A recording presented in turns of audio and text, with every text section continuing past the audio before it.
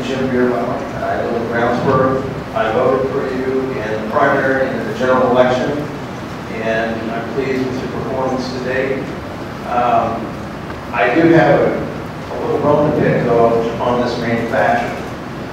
I spent 30 years in financial analysis and did many studies of outsourcing to foreign countries versus leaving product in the United States. That gentleman that you just talked to in the back was an industrial engineer who spent many years with a doctorate, okay, working for some of the largest manufacturing companies in the United States, all right?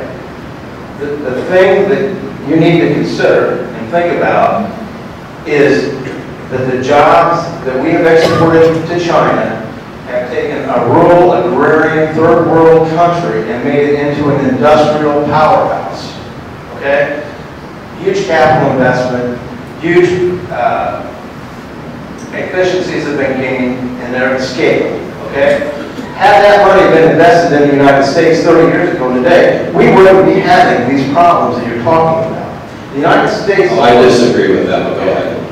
But we would. We would have people employed earning $20, $25 an hour. These problems, these graphs were not the result of employment. These graphs are the result of promises that are unsustained and overspending.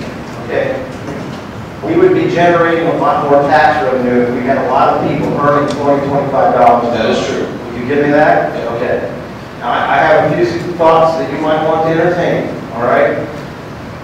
The EPA, a lot of the other regulations that we have in this economy are hurtful to major manufacturers.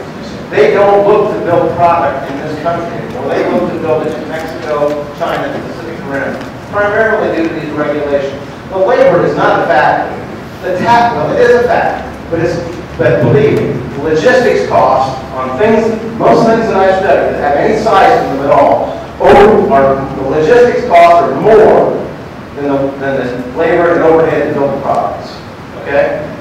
The cost of getting a refrigerator from Mexico to Evansville is more than the labor and overhead content to get that, to build that refrigerator. I got you. Other things, all right? The other things are taxes. If we had a domestic content tax structure for corporations, in other words, if you built and sold in the United States a refrigerator, okay, and had 100% domestic labor content, let's say your corporate tax rate was 2% instead of 30%. If you imported it from Mexico or China, it was 30%. Okay? You follow that? These people who run these corporations would jump over themselves to get that tax reduction. Because the money at the bottom line is hard to get.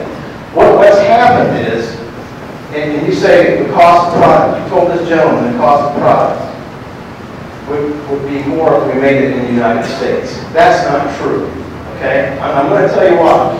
Back in the 70s and 80s, EBIT was acceptable at 7 and 8%. Okay? Corporations now expect 15 and 20% EBIT. You know what EBIT is? Earnings before income and taxes. Okay? I didn't hear what you said. Thank you. Okay. So I need you to just keep these folks that run these companies are more interested in profit, okay, than they were years ago. Years ago, they didn't make as much profit. Okay. I got your point. Thank you very much. Yeah. I would also say that a company's main purpose is profit.